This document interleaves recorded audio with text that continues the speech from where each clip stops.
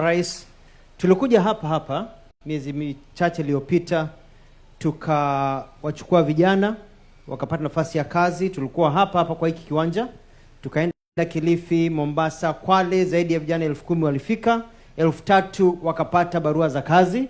Tayari 1,350 wamesafiri.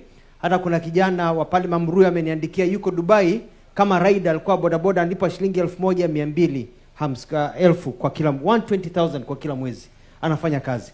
Kwa hivyo mpango huu tutatembea katika nchi yetu muweze kupata nafasi. Jambo la muhimu ni hili: ukiona mtu anakuambia atakupata nafasi ya kwenda ng'ambo, mchunguze, kwa sababu kuna watapeli kama vile Mheshimiwa Rais amesema katika mpango wake. Kuna watapeli wengi wanajaribu kuchanganya vijana. Nenda pale kwa website ya National Employment Authority, National Employment Authority. Hapo wameandika majina ya zile kampuni ambazo zimepewa nafasi ya kuwapeleka watu ng'ambo. Na hapo pia utaona kama hiyo kazi yako imeorodheshwa, iko katika kompyuta, kwa mtandao. Kama hiyo kampuni haiko hapo na hiyo kazi haiko hapo, ujue unadanganywa.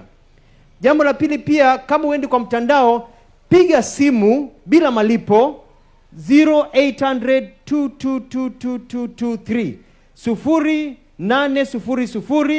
0800-2 Utaongea na mtu, atakuuliza maswali, atakwambia hapana, huyo ni mkora, wachana na yeye. Kwa sababu Mheshimiwa Rais, watu wengine wametoroshwa hapa, wanapelekwa na visitors visa.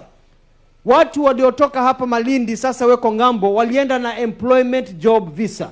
Anayekupatia visitor ama tourist visa, huyo ni mkora.